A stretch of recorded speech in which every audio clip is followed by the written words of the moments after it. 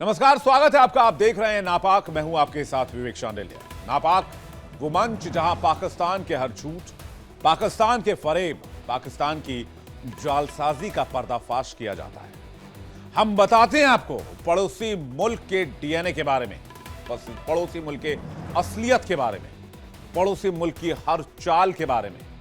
आतंक आका पाकिस्तान, जिसकी नस नस में, जिसकी रगों में आतंक का डीएनए, जो दिन रात भारत के खिलाफ साजिशें बुनता है, वही पाकिस्तान जो दिन रात भारत के खिलाफ नापाक चालें चलता है। आइए देखते हैं वहीं से जुड़ी खास पेशकश नापाक।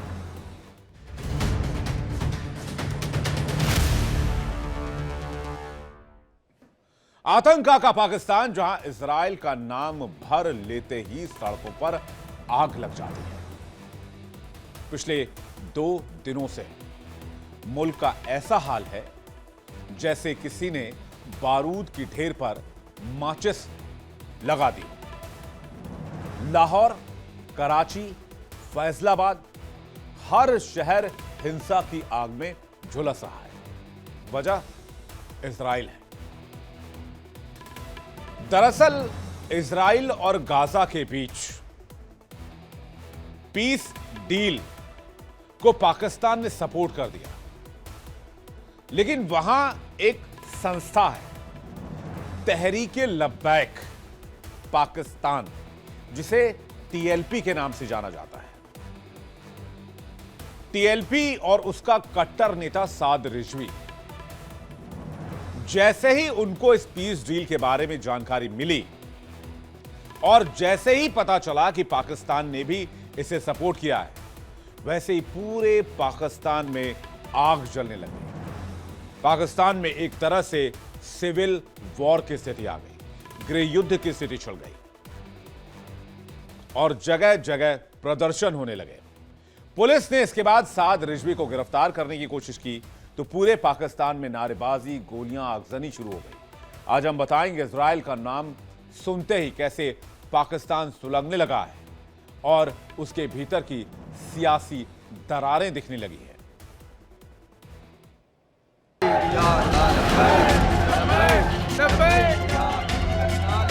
ये देखो माशाल्लाह।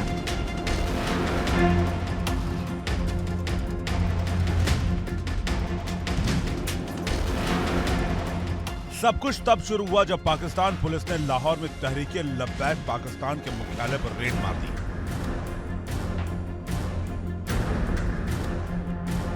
साद रिजवी को गिरफ्तार करने की कोशिश हुई, लेकिन यह कोशिश पाकिस्तान के लिए आग का गोला बन गई। कुछ ही घंटों में टीएलपी समर्थक सड़क पर उतर आए। पुलिस गाड़ियों पर पथराव, सरकारी दफ्तरों में आग लगा दी और इजराइल मुर्दाबाद के नारे से पूरा देश मानो फट पड़ा। साद रिजवी वो नाम जो पाकिस्तान की सड़कों पर आग बन चुका है।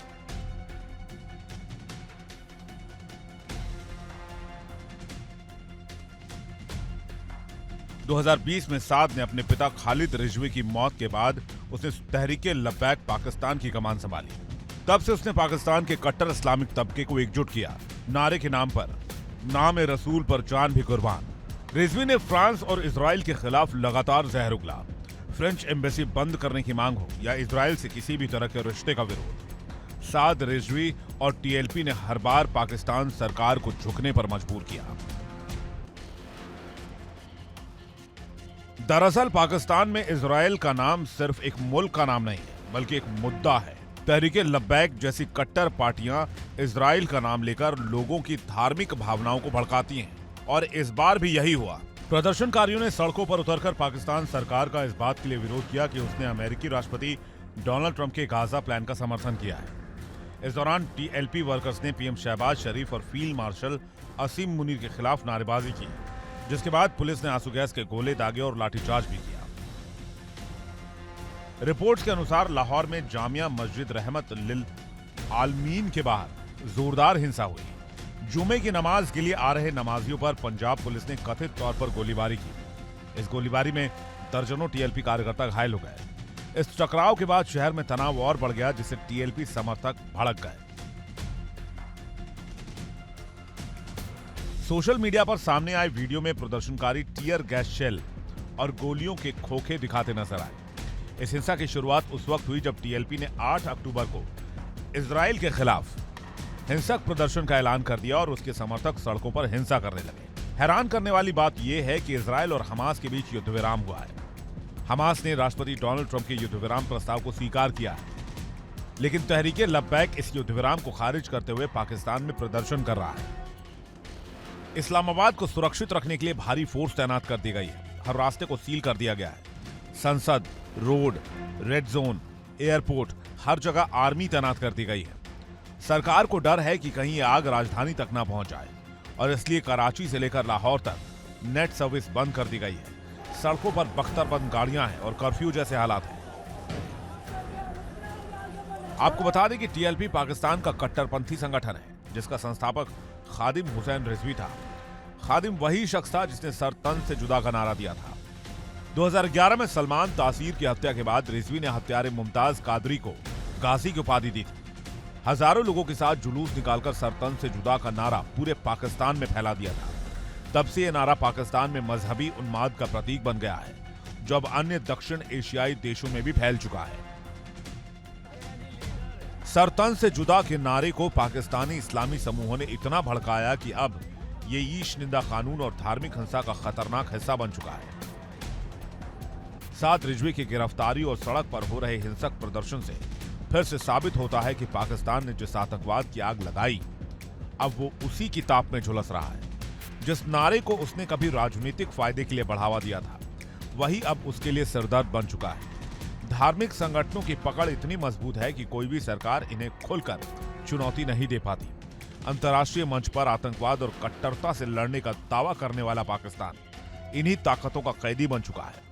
टीएलपी पर कार्रवाई दरअसल एक ऐसे देश की तस्वीर पेश करती है जो अपनी ही धार्मिक अतिवाद की विरासत से भयभीत है, और हर बार जब सरकार नियंत्रण की कोशिश करती है तो सड़कों पर वही नारे गूंजते हैं, गुस्ताख रसूल की एक ही सजा, सर तन से जुदा। पाकिस्तान में यह पहली बार नहीं हुआ है। जब जब सरकार ने कट्टरपंथ के खिलाफ कदम उठाया, तब तब मुल्क सुलग उठा। इमरान खान की सरकार हो या अब शहबाज शरीफ का दौर, हर सरकार टीएलपी जैसे संगठनों से डरती रही है, क्योंकि उनके पास वो भीड़ है जो रातों रात मुल्क को जलाकर खाक कर सकती है।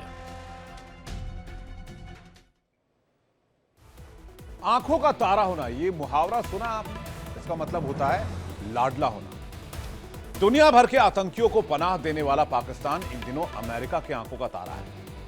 पाकिस्तानी सेना के प्रमुख फील्ड मार्शल आसिम मुनीर हाल के दिनों में कई बार ट्रंप से व्हाइट हाउस में मुलाकात कर चुके हैं। खबर आई कि पाकिस्तान को अमेरिका से अत्याधुनिक मिसाइलें मिल सकती हैं, लेकिन अब अमेरिका ने ही इस खबर का खंडन कर दिया है और पाकिस्तान को दे दिया है एक बड़ा झटका। यानी लाडले से अमेरिका दोस्ती तो कर रहा है, लेकिन अपनी शर्तों पर।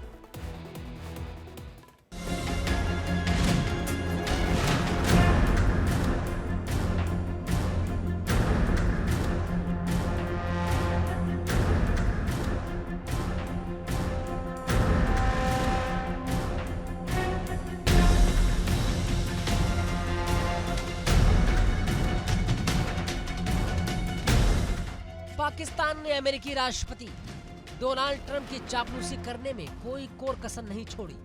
शहबाज और मुनीर अमेरिका तक गए। उन्होंने रेयर अर्थ मिनरल का खजाना भी सौंप दिया, लेकिन इसके बावजूद अब अमेरिका ने पाकिस्तान को दिया है करारा झटका। अमेरिका ने एक बयान जारी कर स्पष्ट किया कि पाकिस्तान को कुछ हथियारों को उपकरण आदि की सप्लाई की जाएगी, लेकिन किसी एक नए हथियार की डिलीवरी नहीं की जाएगी।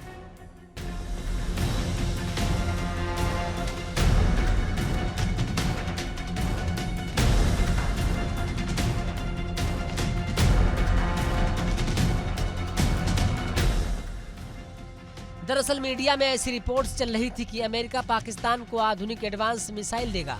पाकिस्तान के कई मीडिया चैनल ने दावा किया था। अमेरिका के युद्ध विभाग ने पाकिस्तान को मिसाइलों को बेचने की मंजूरी दे दी है। अमेरिका के एरिज़ोना के टक्सन में स्थित रेथियोन कंपनी पाकिस्तान को आधुनिक मिसाइलों की आपूर्ति करेगी। इन खबरों को अमेरिका की ओर से पाकिस्तान की वायुसेना की सैन्य क्षमताओं में इजाफा करने के तौर पर देखा गया है।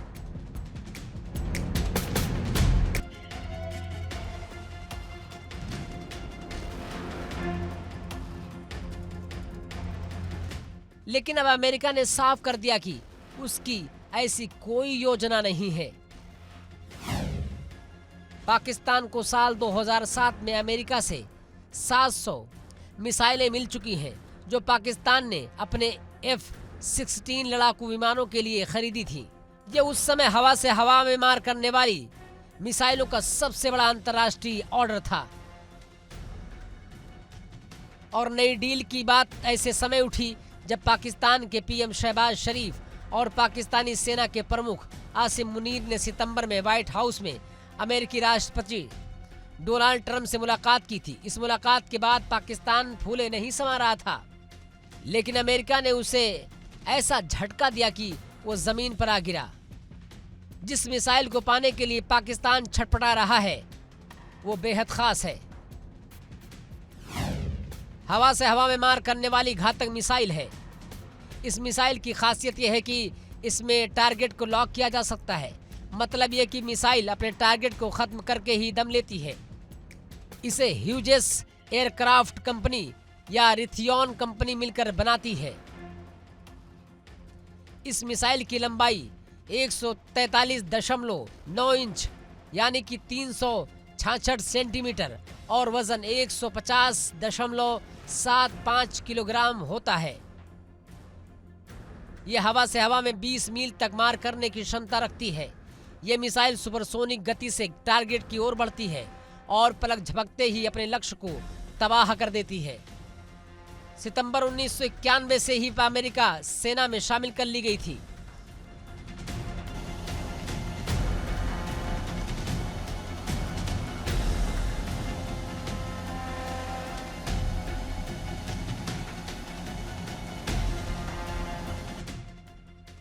ऑपरेशन सिंदूर में भारत से मुंह की खाने के बाद पाकिस्तान बुरी तरह से हिल गया था।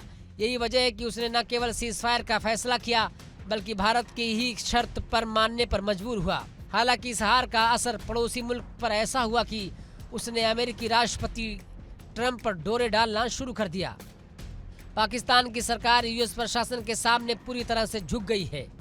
शहबाज शरीफ सरकार ने भारत के साथ हुए अपने सैन्य संघर्ष को रुकवाने का श्रेय न सिर्फ ट्रंप को दिया बल्कि औपचारिक रूप से यूएस राष्ट्रपति को नोबेल शांति पुरस्कार के लिए नॉमिनेट भी किया था, जो कि उसका मंसूबा धरा का धरा रह गया।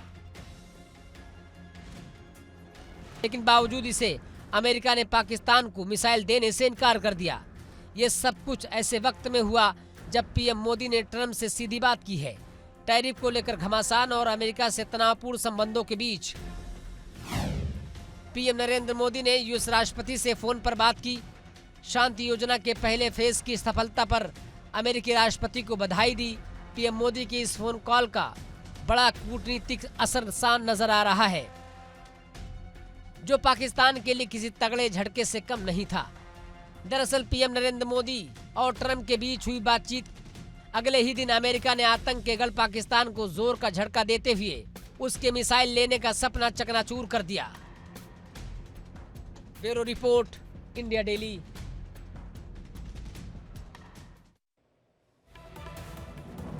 आतंक का पनाहगार पाकिस्तान लगातार मुश्किलों से घिरा जा रहा है।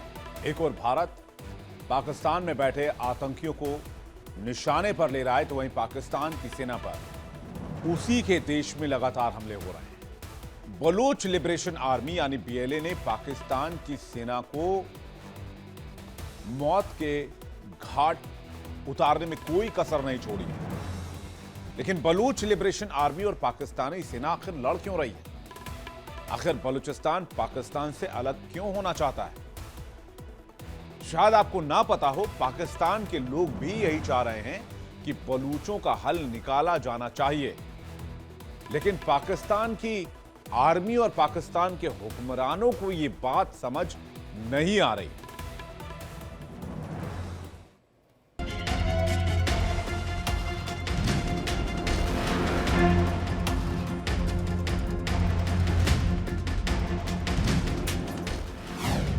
खैबर में खबरदार, मुनीर सेना में हाहाकार।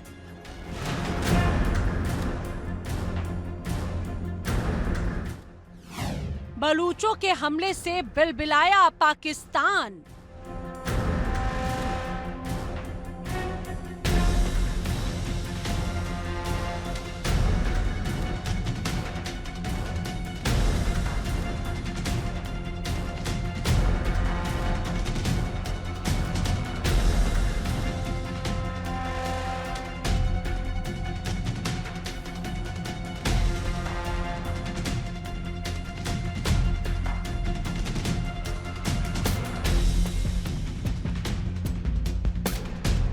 पाकिस्तान की मुनीर सेना में हाहाकार मचा हुआ है। बलूचिस्तान लहूलुहान है, लेकिन इस बार खून किसी और का नहीं बल्कि पाकिस्तान का बह रहा है। बलूच लिबरेशन आर्मी यानी BLA के ताबड़तोड़ हमलों से पाकिस्तान सेना के होश उड़ चुके हैं। कई चेकपोस्ट खाली कर सेना के जवान भाग चुके हैं। सेना की बंदूकें अब खुद ही पर भारी पड़ रही हैं।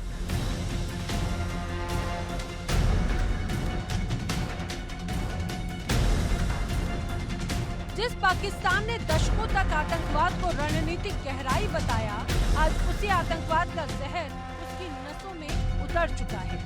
जिस बंदूक को किसी और के सीने पर चलाना चाहता था पाकिस्तान, अब वही बंदूक रावलपिंडी के सीने को छलनी कर रही है।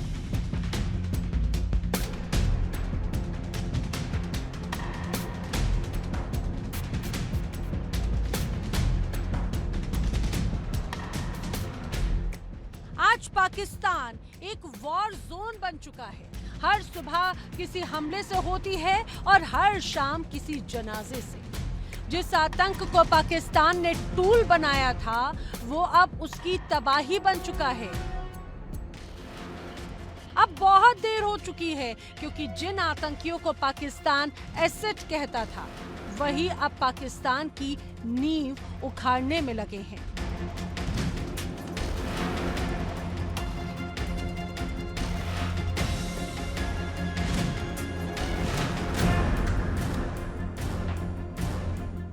बलूचों की ये आवाज अब केवल पाकिस्तान के अंदर ही नहीं गूंज रही, दुनिया भर को अब समझ आ गया है कि पाकिस्तान बलूचिस्तान में कैसे अत्याचार कर रहा है। बलूच अब पाकिस्तान से नफरत करने लगे हैं। वो पाकिस्तान में रहकर भी खुद को पाकिस्तानी मानने से इनकार कर रहे हैं। बलूच नेता और सोशल एक्टिविस्ट मुख्य मांगे हैं, संसाधनों पर बलूच अधिकार हो, जबरन गायबियों और सैन्य ऑपरेशनों पर रोक लगे, राजनीतिक स्वायत्ता और आत्मनिर्णय का अधिकार मिले, बलूच संस्कृति, भाषा और पहचान की सुरक्षा हो सके। पाकिस्तान बार बार भारत पर बलूचों को फंडिंग देने का आरोप लगाता रहा है, लेकिन अगर ऐसा होता तो बलूच समुदाय हर मंच से दुनिया से मदद की भीख क्यों मांग रहा होता?